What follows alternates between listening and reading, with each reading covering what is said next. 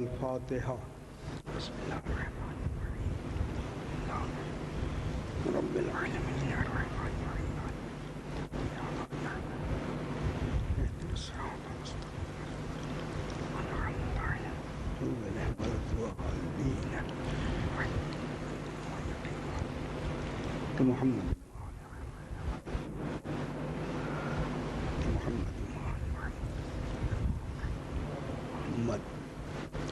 صلوات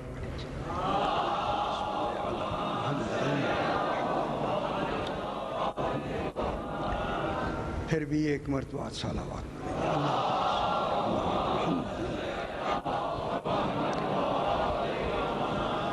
ذرا بلند تر صلوات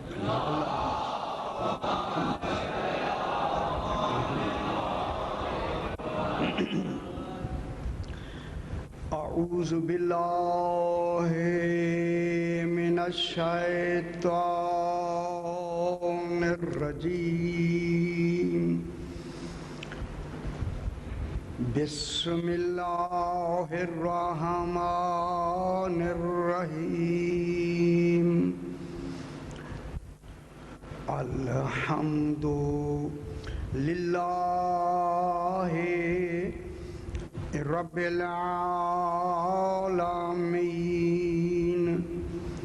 الصلاة والسلام علی اشرف الانبیاء والمرسلین خیر المبشرین والمنذرین سیدنا و طبیب نفوسنا و شفیع ذنوبنا ابی القاسم محمد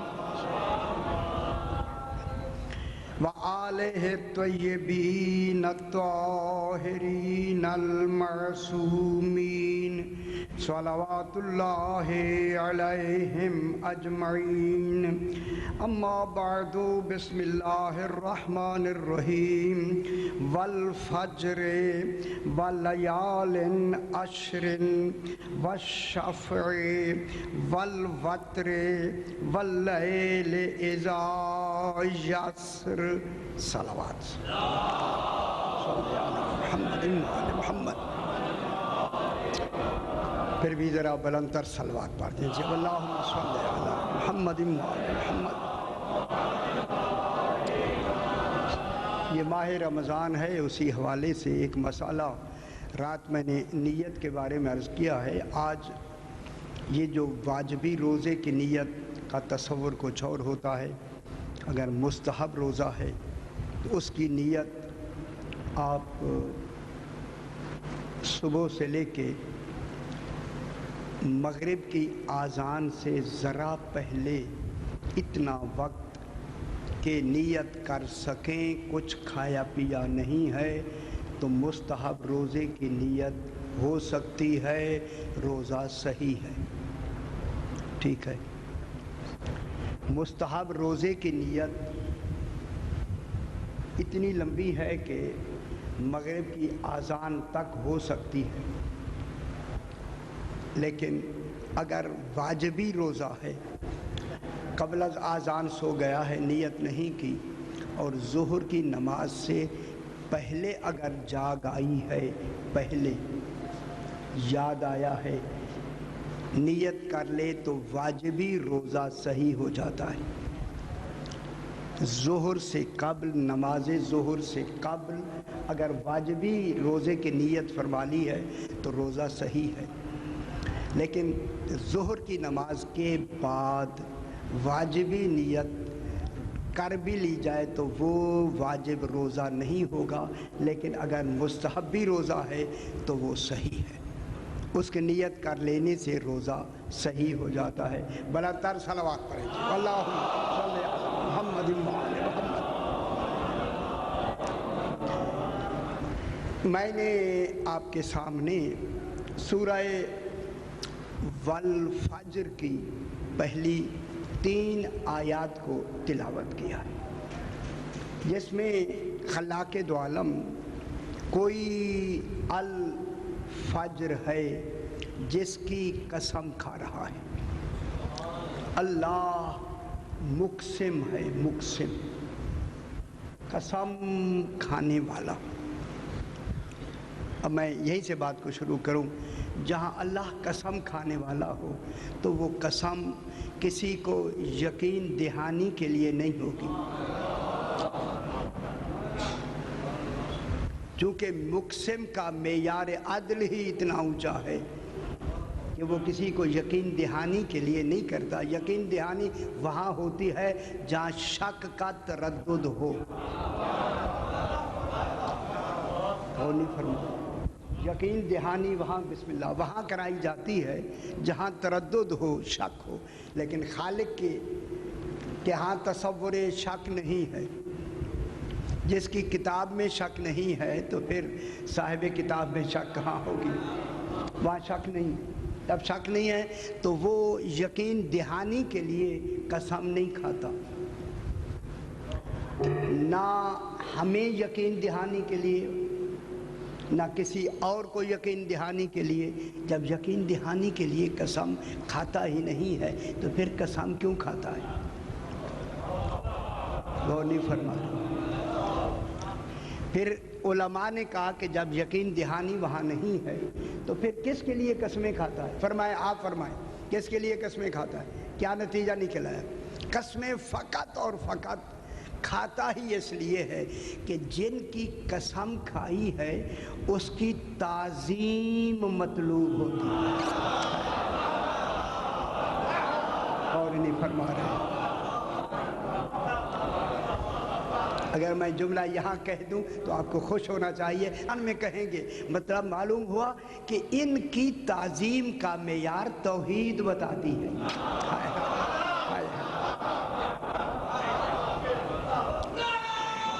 بسم اللہ یا علی مشہور اللہم صلی علی محمد و آل محمد۔ اب میں جملہ کیوں نہ کہہ دوں، جن کی تعظیم اللہ کرے کیا مومنین تعظیم نہ کرے؟ بسم اللہ۔ اس معیار کی تعظیم تو ہم کر نہیں سکتے جس معیار کی تعظیم خالق کر رہا ہے، پھر ہم جتنی بھی تعظیم کریں اس کے معیار سے کم ہے، ٹھیک ہے، اس کے معیار سے ہماری تعظیم کم ہے، اس لیے وہ قسمیں کھاتا ہے تاکہ جن کی قسمیں کھائی ہیں جو مقسم بہی ہیں ان کی عظمت و جلالت واضح ہو، ان کی تعظیم نمایاں ہو، تاکہ ہر پڑھنے والا، اس لیے قرآن کا پڑھنا سنت ہے، سننا واجب کیوں ہے؟ تاکہ جب بھی کوئی بھی پڑھنے والا، اب اس میں وہ نہیں ہے پڑھنے والا کوئی بھی ہو، سننے میں تعظیم واجب ہے۔ کوئی بھی پڑھ آیات قرآنی کوئی پڑھے لیکن سننا اس میں واجب ہے۔ اس لیے اللہ جس الفجر کی، کل میں نے عرض کیا کہ الفجر جس کی اللہ قسم کھا رہا ہے، کئی دن لگیں گے اسے الفجر کو بیان کرتے۔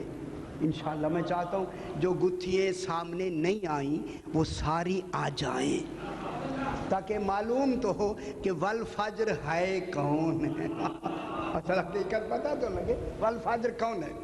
کل میں نے عرض کیا کہ خالق قسم کھا رہا ہے والفجر، قسم ہے الفجر کی۔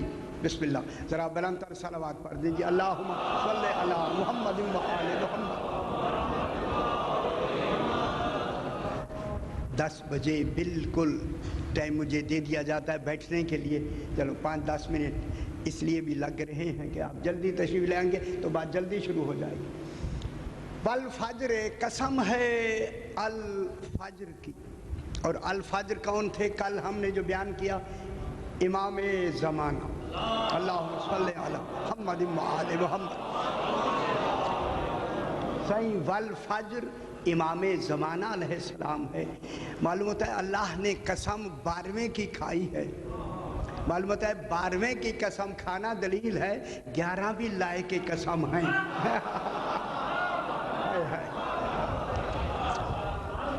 ترتیب بتاتی ہے کہ 12ویں کی قسم کھانا، 11 تو آ ہی گئے نا اس میں، وہ بھی لائق قسم ہے، اور وہ لائق قسم ہے 12ویں امام قائم آل محمد علیہ الصلوات والسلام، اللہم صلی علی محمد و آل محمد۔ اس کے بعد فرمایا صرف قائم کی خبر قسم نہیں، وَلَيَالٍ عَشْرٍ، اور 10 راتوں کی قسم۔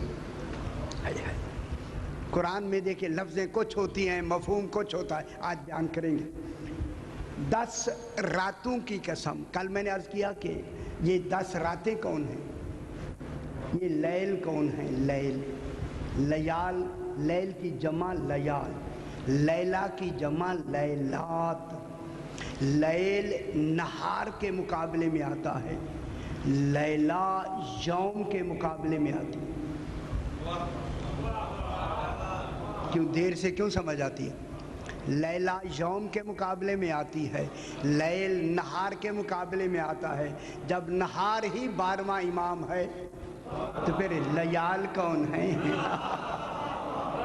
کل میں نے یہی عرض کی، وہ لیال حسن عسکری، حسن مجتبی علیہ السلام سے لے کر سرکار حسن عسکری علیہ السلام تک، اللہم صلی علی محمد و آل محمد، وَلَيَالٍ عَشْرٍ، ان 10 اماموں کی قسم۔ آپ کو عجیب لگ رہا ہے، میں دیکھ رہا ہوں کہ پہلے کس کی قسم؟ 12ویں امام قائم آل محمد علیہ السلام کی قسم، اور اس کے ساتھ کن کی قسم کھائی؟ 10 اماموں کی قسم۔ 10 کون ہیں؟ سرکار حسن مجتبی علیہ السلام سے لے کے جناب حسن عسکری تک، معلوم ہوتا ہے ایک حسن سے دوسرے حسن تک، تاکہ معیار قسم برابر ہو جائے۔ ناموں کا تصور بھی ہے۔ ان 10 اماموں کی قسم کھا کے اب آگے کیا فرماتا ہے؟ وَالشَّفْعِ وَالْوَتْرِ، کل میں نے تفصیل سے عرض کیا، وہ شف اور وتر اس کو کہتے ہیں، شفا کو کہتے ہیں جفت، وتر کو کہتے ہیں طاق، طاق مانے ایک، جفت مانے 2۔ خدا جانے وہ طاق سے پہلے 2 کون ہیں جن 2 نے اسے طاق کہا؟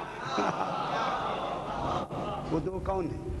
جفت کون ہیں؟ کل میں نے تفصیل سے عرض کیا، یہ جفت جناب امیر المومنین اور جناب سیدہ طاہرہ، اللہم صلی علی محمد و آل محمد، یہ 2 جفت ہیں، جفت جن جفتوں کی بنا پر ذہن بلند فرمایا کریں وہ طاق کہلایا۔ کل میں نے تفصیل سے عرض کیا یہ وہ 2 جفت ہیں، اگر ان 2 جفت کے بیٹے مباہلے میں نہ ہوتے وہ طاق مانا ہی نہ جاتا۔ سمجھ آئی جائے؟ اس کا طاق مانا جانا ان 2 جفت کی بنا پر ہے، ٹھیک ہے؟ وَالشَّفْعِ، 2 برابر حقیقتوں کی قسم۔ وہ 2 برابر حقیقتیں کون ہیں؟ سرکار جناب امیر المومنین علیہ السلام اور جناب سیدہ طاہرہ صلوات اللہ علیہ، اللہم صلی علی محمد و آل محمد۔ وَالشَّفْعِ، کیوں پریشان کیوں ہو رہے ہیں؟ یہ باتیں اچھی نہیں لگ رہی؟ اگر جناب علی اور سیدہ کی قسم ہے یہ اچھی نہیں لگ رہی؟ 2 جفت کہہ دوں وہ کافی ہے؟ جفت کہہ دوں تو آپ راضی ہیں، اگر جناب علی و فاطمہ کہہ دوں ناراض ہیں؟ کیوں؟ اللہم صلی علی محمد و آل محمد، میں کیا کروں؟ ان کے علاوہ 2 برابر کے جفت ڈھونڈیں، کون ہیں وہ؟ ذرا ڈھونڈیں نا، مجھے ڈھونڈ کے دکھا دیں، ان کو میں مان لوں گا۔ اگر وہ کوئی نہیں ہے تو پھر مانے نا، جفت کون ہیں؟ 2 برابر کی حقیقتیں کون؟ سبحان اللہ، جناب سیدہ طاہرہ اور جناب علی علیہ السلام۔ اور ان کے بعد کہا والوتر، وتر کے معنی اکیلا، طاق، تو الف کاف طاق، طاق معنی بالکل احد، اکیلا۔ وہ طاق کون ہے؟ توحید۔ اب میں یہیں سے بات کو شروع کریں تاکہ وقت پورا ہو جائے کہ جناب قائم سے سلام کو، قسم کو شروع کیا، اللہ نے والفجر سے، والفجر کون ہے؟ قائم آل محمد، 12ویں سے قسم کو شروع کیا اور اپنے اوپر جا کے قسم کو ختم کیا، اسے قائم کہا، اپنے آپ کو طاق کہا۔ والوتر کون ہے؟ توحید۔ قائم کون ہے؟ 12واں امام۔ صحیح، جب 12واں امام پہلے ہے اور آخر میں اللہ نے اپنے آپ کو لیا ہے تو لگتا ایسے ہے کہ خالق نے ان دونوں کا ذکر کر کے بات نکالنی پڑتی ہے اندر سے موتی چنے جاتے ہیں۔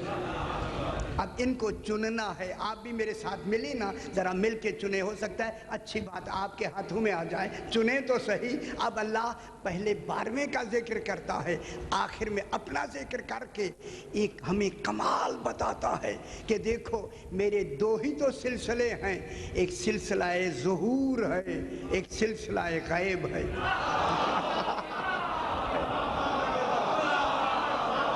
اور علی فرما رہے ہائے ہائے،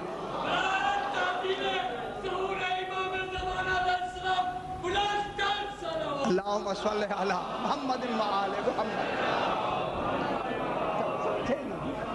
ایک سلسلہ ظہور ہے، ایک سلسلہ غیب ہے۔ دیکھیں وہ غیب الغیوب، وہ غیب مطلق، اس کی غیبی حقیقت ہے، اس کی حقیقت غیب ہی غیب ہے، جن کو لفظوں میں بھی ہم تعبیر کریں تب بھی غیب کی لفظ آئے گی، کوئی بھی لفظ ہم لے آئیں تب بھی وہ حقیقت کیا ہوگی؟ غیب۔ اب میں کیا کہوں، پہلے 12ویں کا ذکر کر کے اپنے غیب کا تصور کر کے پہلے ان کا ذکر کیوں کیا، اپنا آخر میں ذکر کیوں کیا؟ میرا سوال ہے جناب، یا انچولی میں فرمائیں، پہلے اللہ نے ان کا ذکر کیوں کیا؟ پہلے اپنی قسم کھا کے پھر ان کا ذکر کرتا، ان کی قسم کھا کے اپنا ذکر کیوں کیا؟ کوئی تو کمال تھا نا ان کا، پہلے یہ نمایاں ہوں پھر میں بھی آ جاؤں گا، آخر کوئی تو سلسلہ ہے نا۔ یہی کہہ کے خالق یہی بتانا چاہتا ہے کہ اگر دیکھیں اگر میری حقیقت، میری ہوویت، ہوا ہے نا ہوا، اگر میری ہویت، جب میں اپنی ہویت کو ظاہر کرتا ہوں تو باعتبار مظہر وہ قائم بن جاتا ہے۔ اور نہیں فرما رہے میں کیا کہہ رہا ہوں؟ جب میں اپنی ہویت کو، اپنی غیبیت حقیقیہ کو جب میں ظاہر کرتا ہوں، سمجھے میں کیا کہہ رہا ہوں؟ جب اسے میں ظہور میں لاتا ہوں تو باعتبار ظہور میں مظہریت ہوتی ہے، نہیں، باعتبار ظہور و مظہریت میں وہ کیا بن جاتا ہے؟ قائم بن جاتا ہے۔ اب میں پورے کراچی میں جملہ کہوں، یہ قیمت سونے سے لکھنے والا جملہ، جب میں قائم کی حقیقت کو خود چھپا لیتا ہوں تو میں ہویت بن جاتا ہوں۔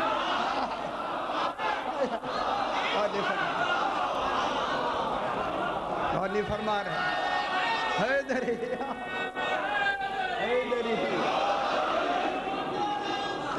اللہم صلی علی محمد و آل محمد۔ اب کیا ہوا، جب میں قائم کی ہویت کو، حقیقت کو جب میں چھپا لیتا ہوں، میں کیا کہہ رہا ہوں، جب قائم کی حقیقت کو میں اپنے اندر چھپا لیتا ہوں تو وہ میری ہویت میں ضم ہو کر کمال ہویت کا نمونہ ہو جاتا ہے۔ یہ کون ہے؟ مظہر ہیں یا نہیں ہے؟ اسی لیے خالق نے اس کو والفجر کہہ کر سلسلہ نظام کو انہی سے تو جاری رکھا۔ اگر میں ایک جملہ کہہ دوں تو آگے پھر بات کو آگے بڑھاتے ہیں، تنزل الملائکۃ والروح فیہا باذن ربہم من کل امر سلام ہی حتی مطلع الفجر۔ یہ ملائکہ کا نزول اولل امر پہ، امام پہ ہمیشہ جاری رہے گا۔ سمجھ آ رہی ہے؟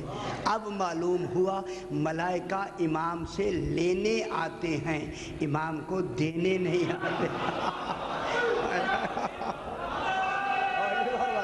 تب پتہ لگ گیا ادھر ہی۔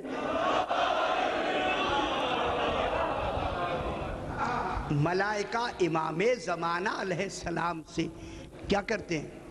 امور لینے آتے ہیں، دینے نہیں آتے۔ لینے کے لیے کیا آتے ہیں؟ ملائکہ آتے ہیں۔ کب تک آتے ہیں؟ سلام ہے یا حتیٰ مطلع الفجر، ان کے آنے کا تسلسل فجر کے طلوع ہونے تک ہے۔ اگر دنیا کی فجر کہیں تو وہ بعد میں بھی طلوع ہوتی رہے گی۔ تو یہ مطلع الفجر کون ہے؟ پھر مطلع الفجر کے بعد پھر ملائکہ نازل نہیں ہوں گے، کیونکہ فجر خود ظاہر ہو جائے گی۔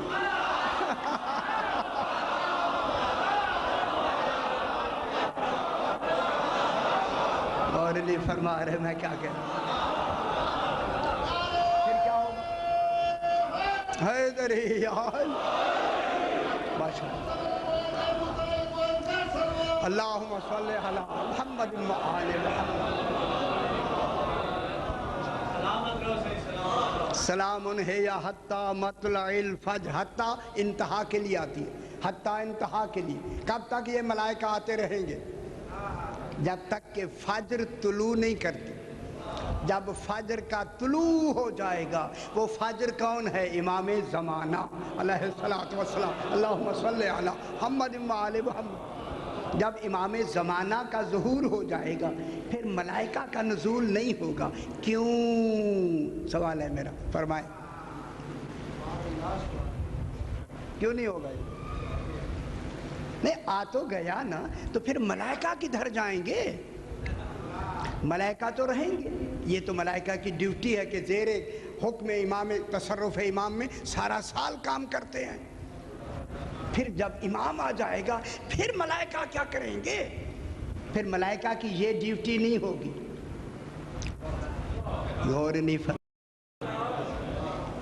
اب اگر آپ خوش ہو جائیں تو میں جملہ کہہ دوں، اگر آپ خوش ہیں تو بالکل میں جملہ کہہ دوں، امام کے ظہور تک ملائکہ امام کے تصرف میں رہیں گے، امام کے زیر حکم کام کریں گے۔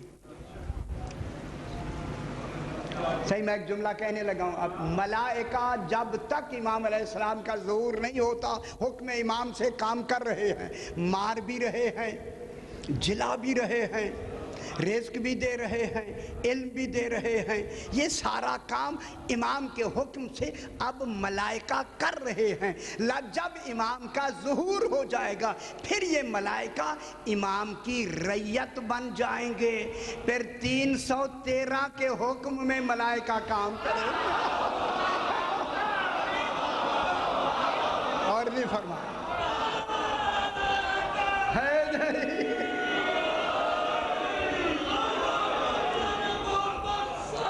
اللہم صلی علی محمد و آل محمد۔ پھر کن کے تصرف میں ملائکہ رہیں گے؟ امام زمانہ کی تو رعیت بن جائیں گے، تو پھر کن کے تصرف میں رہیں گے؟ پھر لاکھوں کی تعداد میں 313 جو بنیں گے نا، 313 صحابی امام کتنی ہیں؟ 313۔ اب میں جملہ کیوں نہ کہہ دوں، دنیا نہ سمجھے انہیں کون سمجھائے۔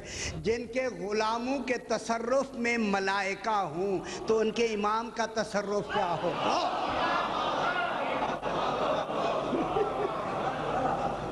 ملائکہ جن کے غلاموں کے حکم سے کام کریں، ملائکہ ہیں۔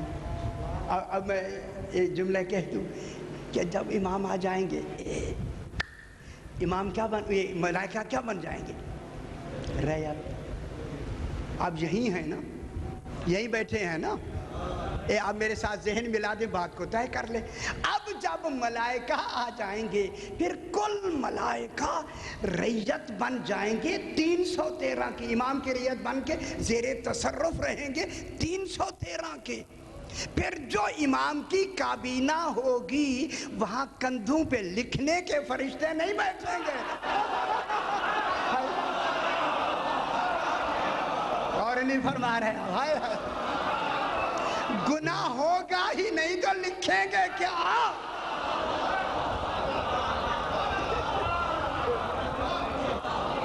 اور نہیں فرما رہے ہیں، جب گناہ ہی نہیں ہوگا تو پھر لکھیں گے کیا؟ ہیں یہاں کہتے ہیں کہ جناب علی کے کندھے پہ بھی فرشتے لکھتے رہتے ہیں لیکن کوئی گناہ لکھ نہیں سکتے۔ یار وہاں معصوم کے کندھے پہ فرشتوں کا کیا تصور ہے؟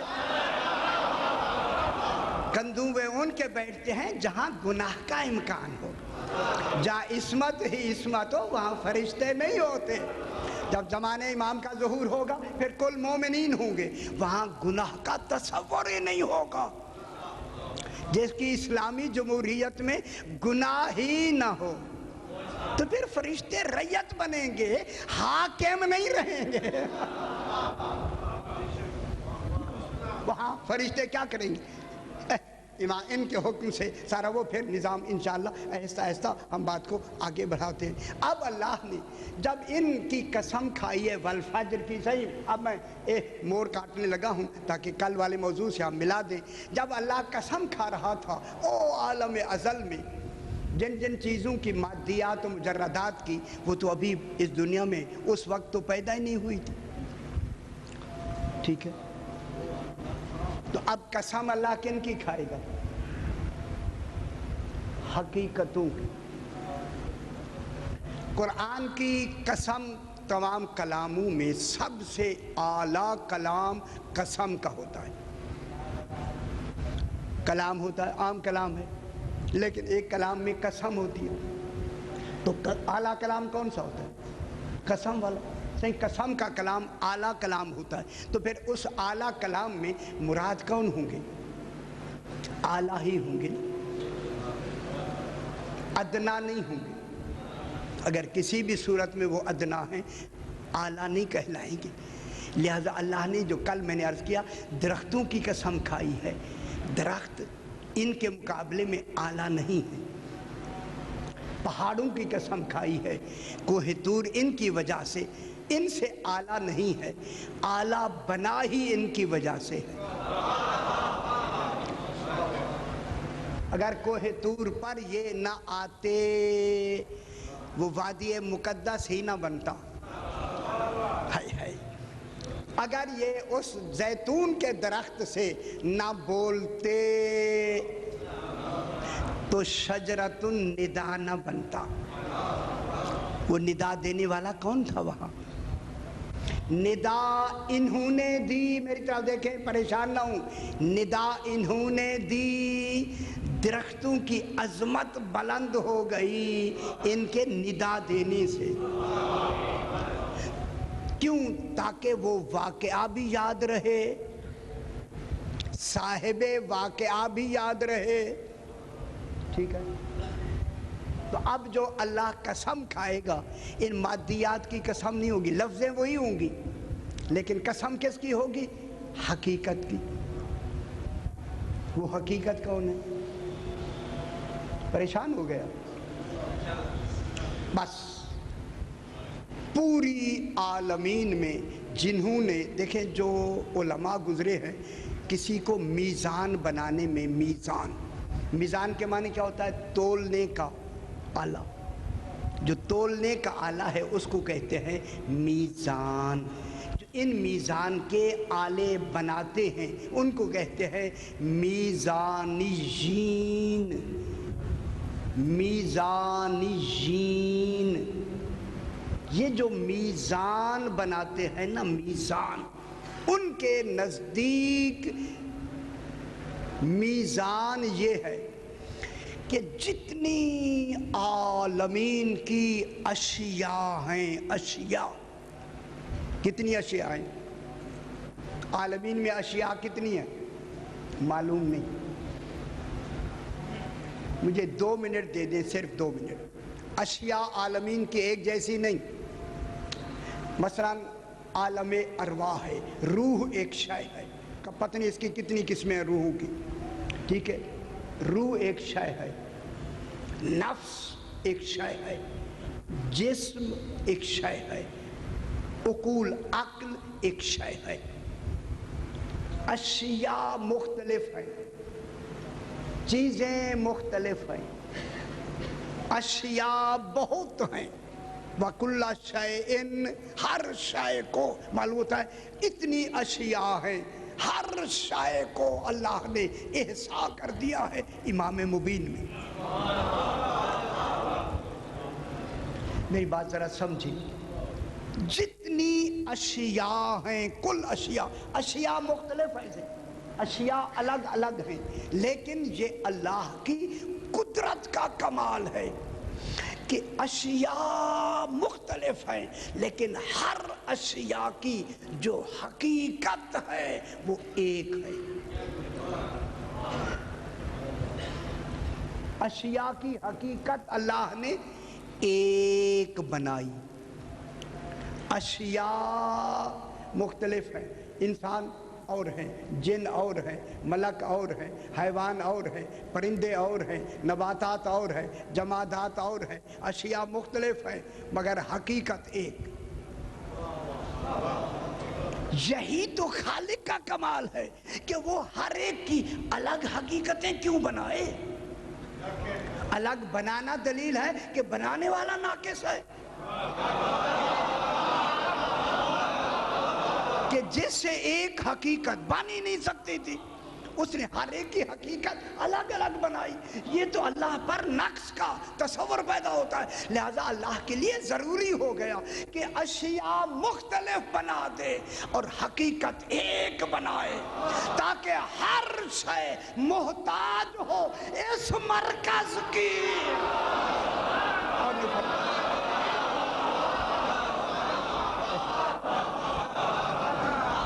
روح ہے تو محتاج ہو ان کی، نفس ہے تو محتاج ہو ان کا، جسم ہے تو محتاج ہو ان کا، ملک ہے تو محتاج ہو ان کے، انسان ہے تو محتاج ہو ان کے. یہ خود بے نیاز ہو، عالمین محتاج اور نہیں فرما رہا.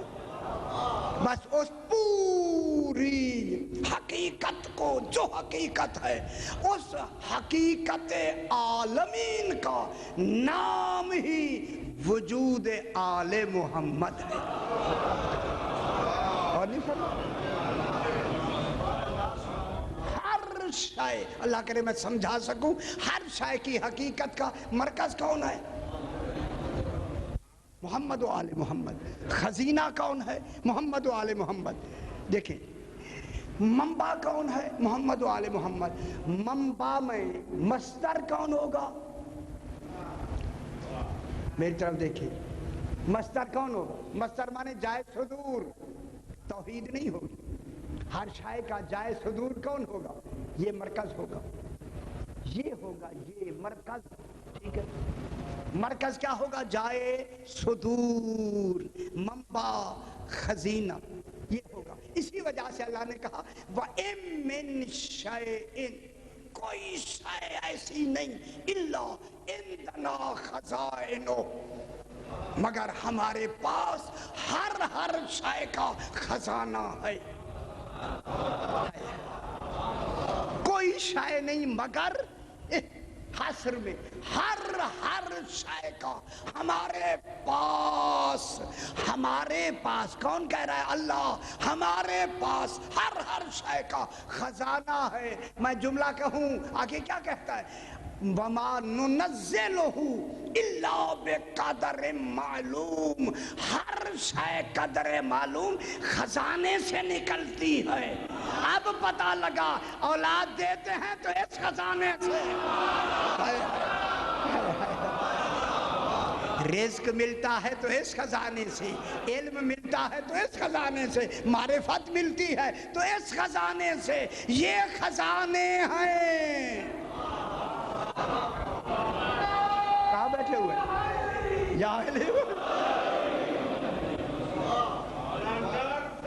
اللہم صلی علی محمد پھر میں جملہ کہوں جناب وَإِن مِّن شَيْءٍ إِلَّا عِندَنَا خَزَائِنُ ہمارے پاس کیا ہیں خزانے ہیں کون کہہ رہا ہے اللہ امن ہر شے کے الگ الگ خزانے ہیں الگ الگ خزانے ہیں خزائن و جمع خزینے کی وما ننزلہ ہم نہیں نازل کرتے الا مگر بقدر معلوم ہر شے کو اس کی حیثیت کے مطابق ہر شے اس خزانے سے ملتی ہے کہاں سے ملتی ہے شے اس خزانے سے اب مجھے کہنے دے جناب اگر کسی یار میں کیا کہہ رہا ہوں اگر کسی کو کوئی شے ملتی ہے تو اس خزانے سے ملے گی وہ خزانے کون ہیں اے اللہ بتا تو صحیح وہ خزانے کون ہیں اب یہ 14 فرماتے ہیں نحنو خزائن اللہ ہے اللہ کے خزانے ہی ہم ہیں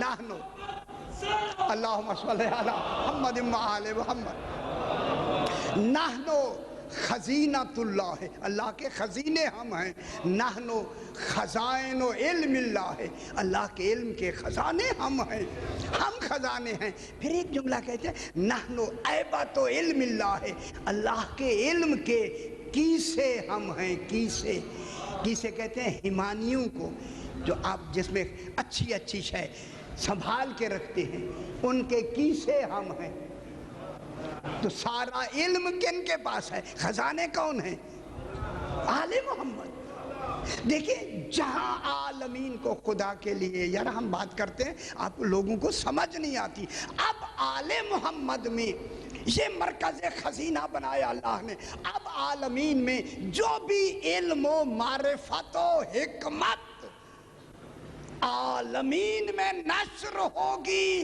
ان کے ذریعے سے ہوگی ناشر امام زمانہ ہوتا ہے کون نشر کرتا ہے امام زمانہ اللہ نہیں نشر کرتا یہ عالمین کے خزینے ہیں 14 اللہ کے خزینے ہیں عالمین کے خزائن کن کے پاس ہیں آل محمد علیہ السلام کے پاس جب یہ حقیقت کل ہیں عالمین کی تو اب یہاں ان 14 کے لیے 2 حقیقتیں جمع ہو گئی جو میں دیکھ رہا ہوں ایک حقیقت باعتبار مظہریت ذات توحید کی حقیقت کن کے پاس ہے اگر میں جملہ کہوں ذات توحید کی حقیقت اس کے پاس ہوگی جو کہتا ہے تو مردوں کو کیسے زندہ کرتا ہے جناب ابراہیم کے پاس ہوگی جسے یہ بھی پتا نہیں ہے مردہ زندہ ہوتے کیسے ہیں کن کے پاس ہوگی یا جو کوہ طور پہ بھاگ جاتا ہے ان کے پاس توحید کے خزانے ہوں گے اس لیے اللہ ان کو خزانے دے گا جو لائق ہے اس خزانے کے تحمل رکھنے کے تحمل کون رکھتا ہے امام زمانہ یار نبی تحمل نہیں رکھتے رسول تحمل نہیں رکھتے امام تحمل رکھتا ہے ان خزانوں کو کیا رکھتا ہے اب جن کو جو علم ملے گا وہ علم کی معرفت کا مرکز کون ہوگا خزینہ کون ہوگا منبع کون ہوگا کہاں سے علم ملے گا اگر یہ کہیں کہ میں ہی معلم خضر ہوں تو تکلیف کیوں ہے یہ کہے کہ میں ہی معلم موسیٰ ہوں تو پھر کیوں نہیں مانتے پھر عیسیٰ علیہ السلام کو علم دینے والا کون ہے رسولوں کو عالم بنانے والا کون ہے بابا جن کو مان کے نبی بنے ہیں اگر ان کو نہ مانتے تو نبوت ہی نہ ملتی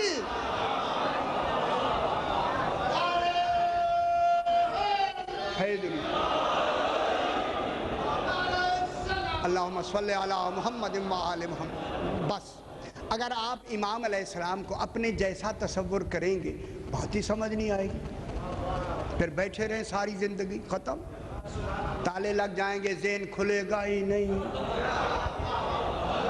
وہ تو ہے ہی اپنے جیسا کھاتا پیتا اٹھتا بیٹھتا بچے ہوتے ہیں ہمارے جیسا غور نہیں فرما رہے آپ کوئی ہمارے جیسے ہوتے ہیں یہ ہمارے جیسے نہیں ہوتے. جہاں تک میری آواز آ رہی میں ضرور کہوں گا, روزانہ کہوں گا, یہ انبیاء جیسے بھی نہیں, یہ اللہ جیسے ہیں.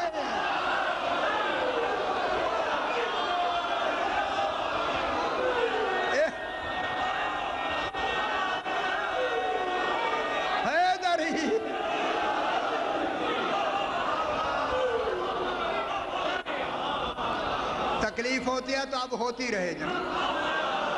اب پرواہ نہیں.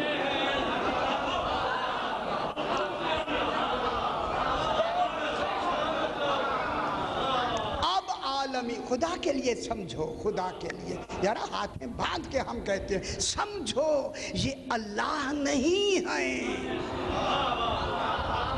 اللہ نے اپنے کمال کا مظہر بنا کے اپنا جیسے بنایا. وہ ذات میں با کمال ہے, یہ وجود میں با کمال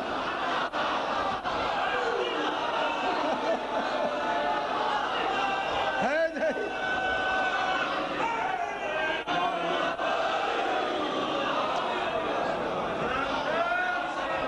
اللہم صلی علی محمد و آل محمد.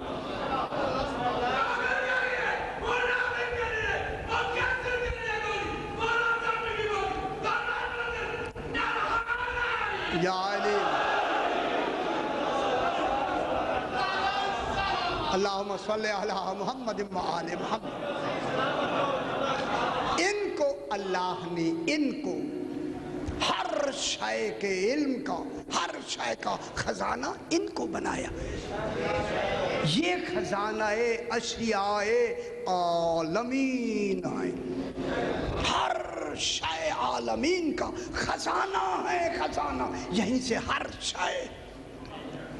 وَمَا نُنَزِّلُهُ إِلَّا بِقَدْرٍ مَعْلُوم.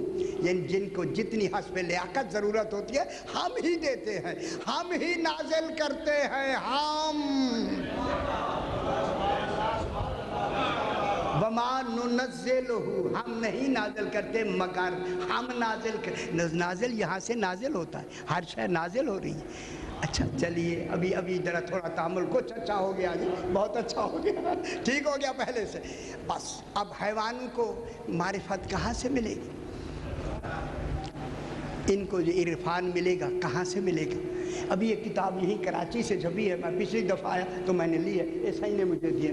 پند تاریخ یہ کتاب ہے, پند تاریخ. 5 جلدیں ہیں. پہلی جلد میں واقعہ, پہلی جلد میں ہی واقعہ. وہ لکھتے ہیں کہ ایک سیاح کسی جنگل سے گزر رہا تھا. سیاح یہ جو سیر کرنے کے لیے لوگ جاتے ہیں, سیاحت بھی اچھی شے ہے. جب گزر رہا تھا تو ایک جنگل میں ایک درخت کے قریب سے گزرا تو دیکھا ایک چڑیا ہے جو چلا رہی ہے. چڑیا چلا رہی ہے تو وہ چلانے سے رک گیا. اس نے غور سے دیکھا کہ چڑیا کبھی اڑ کے وہاں چلاتی ہے, وہاں چلاتی ہے, وہاں ایسے گھوم رہی ہے.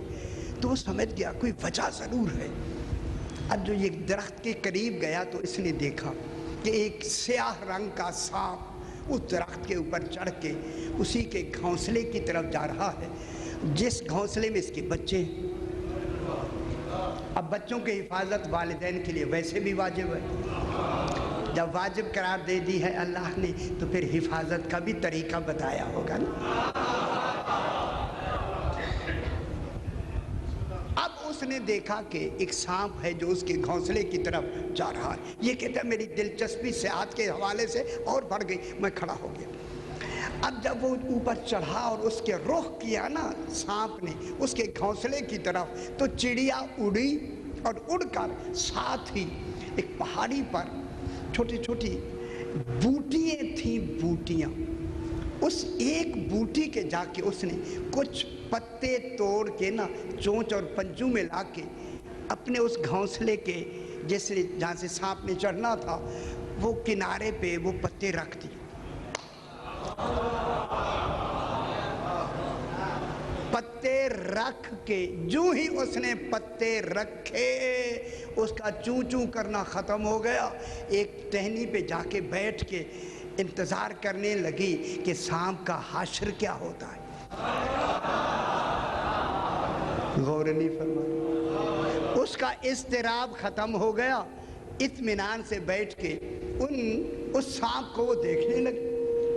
وہ پتے رکھ کے سانپ کو دیکھ رہی. سانپ کو کیا کر رہی ہے؟ دیکھ رہی ہے. اب جو ہی سانپ اوپر اس نے سر کیا نا، سر کر کے بس بچوں کی طرف اس نے منہ کیا تو آگے پتے تھے. بس خدا جانے ان پتوں میں کیا خوشبو تھی کہ سانپ الٹ کر زمین پہ گر گیا.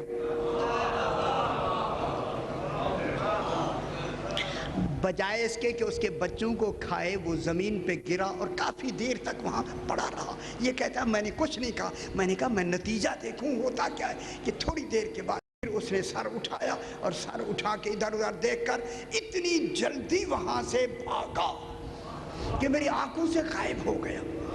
میں نے کہا اے اللہ، یہ کیا راز ہے کہ سانپ صرف پتیاں رکھنے سے بھاگ بھی گیا، بے ہوش بھی ہو گیا. سبب کیا ہے؟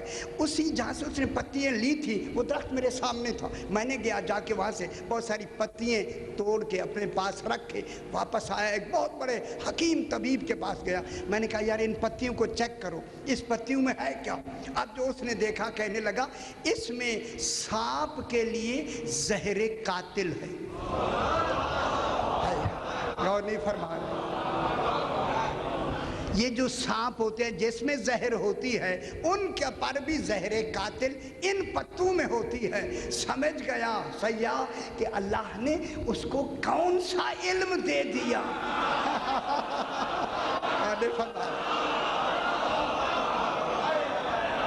اب میں جملہ کہہ دوں کہ جیسا قاتل آئے ویسی حفاظت کا علم دے دیا جاتا.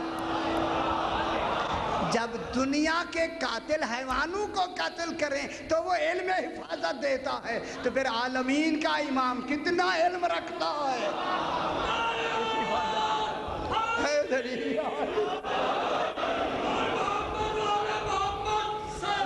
اللہم صلی علی محمد و آل محمد. بس تھوڑا سا مجھے کچھ اور ابھی وقت ہے لیکن اسی بات کو میں تھوڑا سا آگے بڑھاتے ہیں. اب پورے عالمین کی اشیاء کی حقیقت کیا ہوگی؟ ایک حقیقت الشیء لا یکون الا واحدا. شے کی حقیقت ایک ہوگی، دو نہیں ہو سکتی. بیٹا دیکھیں، دو ہونا ہی کم علمی کی دلیل ہے. کسی شے کی حقیقت دو ہو جائے جس کا مقصد ہے شے کو جاننے والے کا علم با کمال نہیں، ناقص ہے. اس لیے شے کی حقیقت کیا ہوگی؟ ایک. میرے ساتھ اتنے ذہنی طور پہ میرے ساتھ ہے نا. ایک شے کی حقیقت ایک. کل عالمین کی، کل اشیاء کی حقیقت کیا ہوگی؟ ایک. اب دنیا نہیں سمجھ رہی.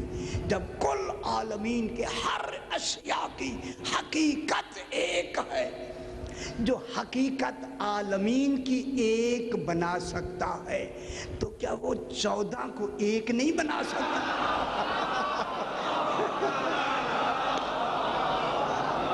غور نہیں فرما رہے میں کیا کہہ رہا ہوں. جو عالمین کی ہر شے کی حقیقت ایک بنا سکتا ہے تو کیا یہ 14 کو ایک نہیں بنا سکتا؟ بنا سکتا ہے. ان 14 کو ایک بھی بنا دے، 14 بھی بنا دے. کیا مطلب ہوا؟ ان میں بیک وقت وحدت بھی ہو اور کثرت بھی ہو. پھیل جائیں تو 14 ہیں، سمٹ جائیں تو محمد ہیں. پھیل جائیں تو 14 ہیں، سمٹ جائیں تو محمد ہیں. ایک. اس لیے ان کو کہا واحد الاصل. یہ ہر شے کی کیا ہے؟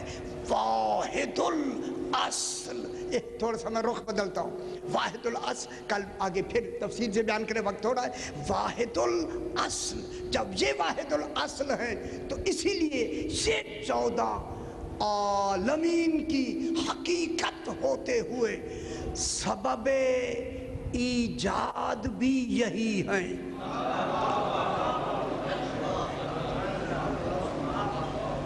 صحیح، عالمین کا سبب ایجاد یہ ہیں، سبب بقا یہ ہیں، علت غائی یہ ہیں۔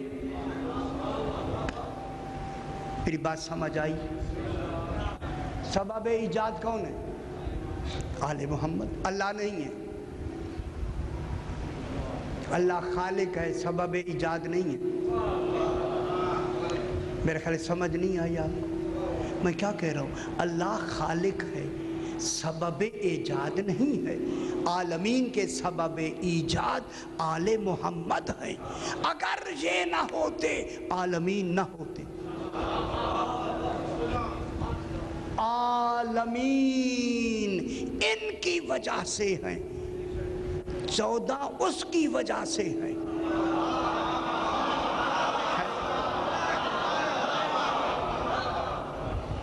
عالمین ان کی وجہ سے باقی ہیں۔ غور نہیں فرما رہے؟ دنیا کیوں نہیں سمجھتی؟ عالمین آل محمد کی وجہ سے باقی ہیں۔ اب میں جملہ کیوں نہ کہہ دوں، رکھا ہی باقی عالمین کو امام نے ہے۔ جب تک امام ہے عالمین باقی ہیں۔ ڈھونڈے وہ لوگ جن کے اب امام ہیں نہیں، وہ کس کی وجہ سے باقی ہیں؟ ان کا تو امام ہی نہیں ہے۔ عالمین کس کے لیے، آپ کس کے لیے دوسری دنیا باقی ہے؟ ہمارے امام کی وجہ سے، کہ حقیقت محمدیہ آج بھی باقی ہے۔ تو سبب ایجاد کون ہے؟ آل محمد۔ سبب بقا کون ہے؟ ہم جو باقی ہیں، کس کے سبب سے باقی ہے؟ غور نہیں فرما رہے؟ ہمیں فنا ہو سکتی ہے، جو سبب بقا ہیں انہیں فنا نہیں ہے۔ ذرا سبب بقا بھی ہیں پھر فنا بھی ہے، یہ کیسے ہو سکتا ہے؟ سمجھ نہیں آ رہی؟ سبب بقا بھی ہیں اور ان میں فنا بھی ہے، یہ کیسے ہو سکتا ہے؟ جو بھی سبب بقا ہوگا اس میں فنا نہیں ہوگی، جب فنا نہیں ہوگی موت نہیں ہوگی۔ ان کے وہ تو باقی ہے۔ نحن وجہ اللہ الباقی، ہم وجہ اللہ باقی ہیں۔ بعد فناء کل شے، ہر شے کو فنا ہو جائے گی، ہمیں بقا ہے، ہم فنا نہیں۔ ٹھیک ہو گیا؟ وجہ بقا کون ہے؟ آل محمد علیہ السلام۔ وجہ ایجاد کون ہے؟ آل محمد۔ علت غائی کون؟ بس ہماری علت غائی، عالمین کی علت غائی، فرشتوں کی علت غائی، جنوں کی علت غائی، انسانوں کی علت غائی، حیوانوں کی علت غائی، ہر شے مخلوق کی علت غائی کون ہے؟ علت غائی سمجھتے ہیں؟ اب علت غائی سمجھائیں آپ۔ ہماری تخلیق کا جو سبب ہو وہ علت غائی ہوتا ہے۔ کسی مجلس میں میں نے یہاں بیان کیا، ایک ہوتا ہے ذریعہ وجود، ایک ہوتا ہے غایت وجود۔ درختوں کا ذریعہ وجود، صحیح دہرا دوں، کوئی حرج نہیں، سمجھانے کے لیے کوئی حرج نہیں۔ درختوں کا ذریعہ وجود بیج ہوتا ہے، بیج۔ جب تک بیج نہ ہو، بیج نہ ہو، درخت کا وجود نہیں ہو سکتا۔ اس لیے 14 فرماتے ہیں، بیج کو عربی میں بذر کہتے ہیں، بے زیرے، بے زیرے، بذر، بذر کہتے ہیں بیج کو۔ درخت کے بیج کو کیا کہتے ہیں؟ بذر۔ جب بذر سے بھی درخت کا وجود ہوتا ہے، میرا جناب علی آقا فرماتا ہے ہم 14 نحنو بذر العالمین، عالمین کے بیج ہم ہیں۔ اللہ، اگر ہم نہ ہوتے کسی شے کا وجود ہی نہ ہو۔ بذر عالمین، بے زیر بذر، عالمین کے بذر کون ہیں؟ آل محمد۔ تخم کون ہیں؟ آل محمد۔ اب یہ کیا ہو گیا؟ علت غائی۔ ہمارے درختوں کا وجود، ذریعہ وجود درخت، غایت وجود درختوں کا غایت وجود کون ہے؟ اب میں تو اس لیے چھوڑ دیا، میں نے کہا اسے میں نے بیان کیا ایک دفعہ، یہ تو آپ کے ذہن میں نہیں ہے، بھول گئے۔ اچھا چلو جی، فرماتے ہیں بھول گئے، اچھا بھول بھی ہوتی ہے، اچھی بات۔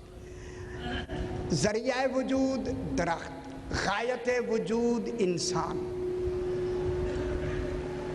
انسان، درختوں کی غایت وجود کون ہے؟ انسان۔ کس لیے درخت بنائے اللہ نے؟ اس کے لکڑیاں بھی لو، اس سے سایہ بھی لو، شہتیر بھی لو، گھر بھی بناؤ، سب کچھ بناؤ، ہر شے تمہارے لیے۔ کل فائدے کس کے لیے ہے؟ ہمارے لیے۔ تو غایت وجود کون ہوئے؟ ہم انسان ہیں۔ ساری اشیاء کے غایت وجود ہیں انسان۔ تمام اشیاء کے غایت وجود ہیں انسان۔ جب انسان ہے تو انسان کا غایت وجود کون ہے؟ اب سمجھ آ جانی چاہیے۔ اب انسان کا ذریعہ وجود ہیں والدین۔ ہمارا ذریعہ وجود والدین ہیں۔ غایت وجود کون ہے؟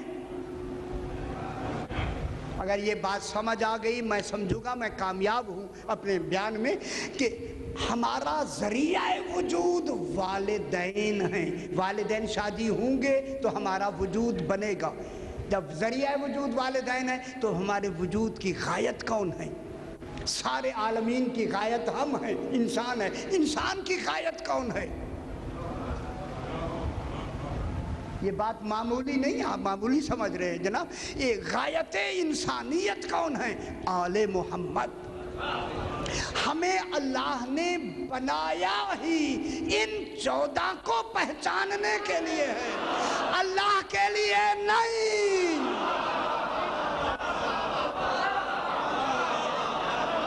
میری بات سمجھیں خدا کے لیے۔ ہماری غایت وجود کون ہے؟ شاہ جی میں بہت بڑی بات کر رہا ہوں، لیکن آپ نے وزن نہیں دیا۔ ہماری غایت وجود ہے محمد و آل محمد۔ ہم مکلف ہیں، جہاں تک میری آواز آ رہی ہے، اگر اس کے علاوہ کوئی دلیل ہے میں ماننے کے لیے تیار ہو جاؤں گا۔ ہماری غایت وجود اللہ نہیں، آل محمد ہیں۔ ہم پہ واجب ہے پہلے انہیں پہچانیں۔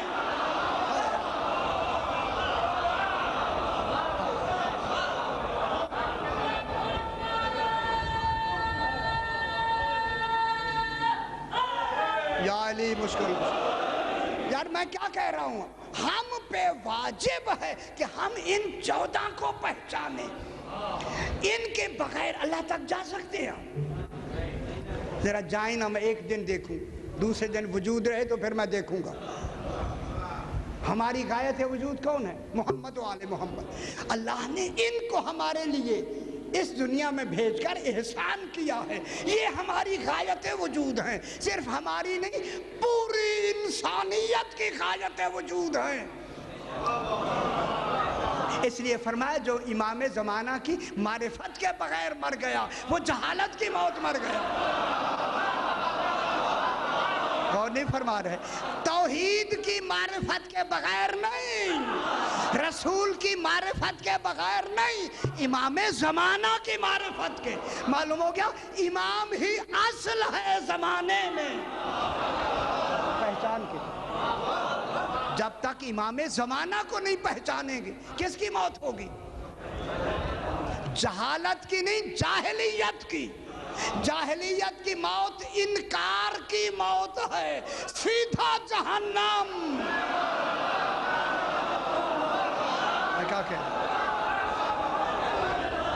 شاہ جی خدا گواہ ہے، خدا کی قسم وہاں کچھ بھی نہیں ملے گا، یعنی نمازوں کا کچھ بھی نہیں ملے گا، روزوں کا کچھ نہیں ملے گا، حج کا کچھ نہیں ملے گا اگر ولایت علی ابن ابی طالب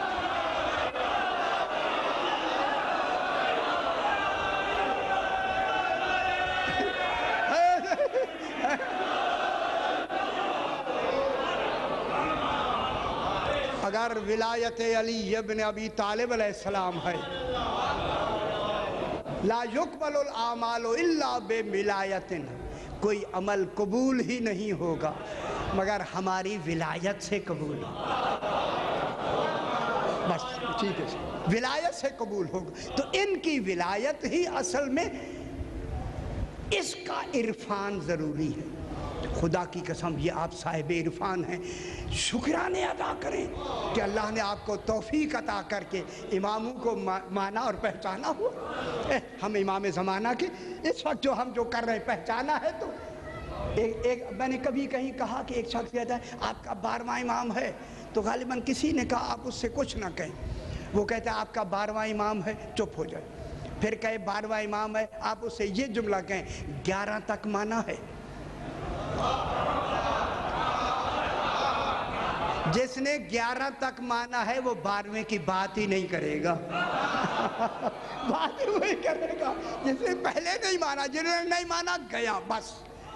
امام جعفر صادق علیہ السلام کی خدمت میں اللہم صلی علی توجہ فرمائیں، امام کے پاس ایک شخص آیا، مولا اللہ کے وجود کی دلیل کیا ہے؟ فرمائے آپ فرمائے نا مومنین ہیں، متقین ہیں، اتنی پڑھے لکھے، اب اللہ کے وجود کی دلیل کیا ہے؟ شاہ جی نہیں آپ سے پوچھنا، جو نیچے دیکھیں ہم سے پوچھیں اللہ کے وجود کی دلیل کیا ہے؟ میرے امام نے، چھٹے امام نے فرمایا میں خود اس کے وجود کی دلیل،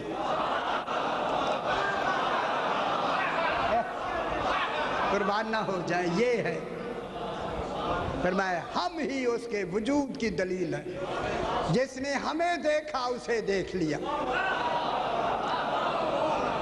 اللہ سبحان اللہ، کتنی خوش نصیب آنکھیں ہوں گی جو امام کو دیکھیں گی۔ ہمارا وجود ہی، اس نے کہا مولا ذرا اسے عوامی سطح پہ بیان کریں، عوامی سطح، بات تو جواب تو ہو گیا۔ سرکار نے فرمایا کہ اگر میں اپنے آپ کو میں بناؤں، ٹھیک ہے، اپنے وجود کو، امام نے فرمایا اگر اپنے وجود کو میں خود بناؤں، اگر میں اپنے وجود کو خود بنانے والا ہوں، بنانے والا بنوں، تو یہ میرا دعویٰ 2 حالتوں سے خالی نہیں ہوگا۔ چونکہ بات ذرا مشکل ہوتی ہے علم کلام کی، اس لیے میں ٹھہر کے کہتا ہوں۔ فرمایا اگر میں اپنے وجود کو خود بناؤں، امام نے فرمایا تو وہ 2 حالتوں سے خالی نہیں ہوگا۔ فرمایا اگر میں اپنے وجود کو، میری طرف دیکھیں صحیح، اگر میں اپنے وجود کو خود موجود ہو کے بناؤں تو یہ لا حاصل ہے۔ غور نہیں فرما رہے، اگر میں اپنے وجود کو خود موجود ہو کے بناؤں تو پھر تو لا حاصل ہے بنانا، چونکہ میں خود ہی موجود ہوں۔ غور نہیں فرما رہے، اگر میں اپنے وجود کو موجود ہو کے بناؤں تو یہ لا حاصل ہے، اگر میں اپنے وجود کو معدوم ہو کے بناؤں تو یہ محال ہے، کہ جو معدوم ہوتا ہے، خود معدوم ہو، وہ موجود کو بنا ہی نہیں سکتا۔ جو خود معدوم ہو وہ موجود کو بنا ہی نہیں سکتا، آدم کو وجود میں معدوم تبدیل نہیں کر سکتا۔ ہمارا موجود ہونا دلیل ہے، کوئی ایسا موجد ہے جو ہے جو ایسا موجد ہے جس میں عدم نہیں ہے، اسی ہے کا نام اللہ ہے۔ اس لیے ہم ان کو پہچاننے کے بعد توحید کے پہچاننے کے مکلف ہیں۔ وآخر دعوانا الحمد للہ رب العالمین۔ پروردگار بفعل محمد وآل محمد، یہ جو اہتمام ہو رہا ہے اپنی بارگاہ میں منظور و مقبول فرما۔ جو حضرات جو تمنائیں لے کے حاضر ہوتے ہیں انہوں نے فیض المرام فرما، خصوصاً جو بیمار ہیں انہیں شفاء کاملہ عاجلہ۔ اپنے اپنے مرحومین کے لیے، شہداء مومنین کے لیے، بانیان کے مرحومین کے لیے سورہ فاتحہ۔ بسم اللہ الرحمن الرحیم۔